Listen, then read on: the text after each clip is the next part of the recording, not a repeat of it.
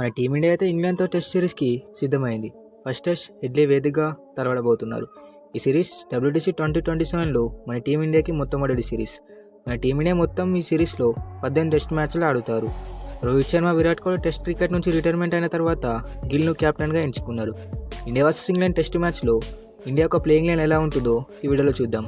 వీడియోని ఎక్కడ స్కిప్ చేయకుండా చూడండి. Number 1 Yashasvi Jaiswal. Last WTC 2025లో మన ఇండియా తరపు నుంచి హైయెస్ట్ రన్ గెటర్. జైస్వాల్ అయితే తను ఏంటో ఆల్రెడీ టెస్ట్ ఫార్మాట్లో ప్రూవ్ చేసుకున్నాడు.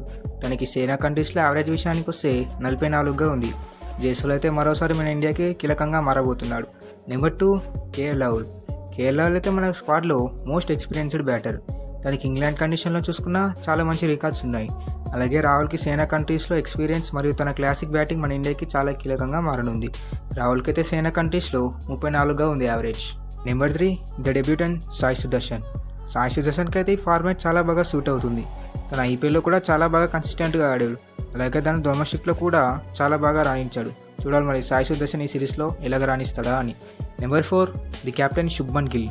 శుభ్మన్ గిల్ అయితే సేనా కంట్రీస్లో మొత్తం 3 టెస్ట్ మ్యాచ్లు ఆడితే అందులో కేవలం 88 పరుగులే చేశాడు. తను ఫస్ట్ టైం ఇండియాకి క్యాప్టెన్సీ చేయబోతున్నాడు కాబట్టి చూడాలి మరి గిల్ ఎలా లీడ్ చేస్తాడో అని. Number 5 Karun Nair.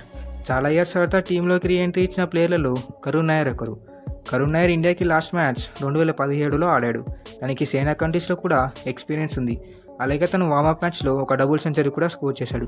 Even coach Gautam Gambhir కూడా చెప్పాడు విరాట్ కోహ్లీ లేని చోట కరుణ్ నాయర్ ఎక్స్పీరియన్స్ మాకు తోడవుతుంది అని.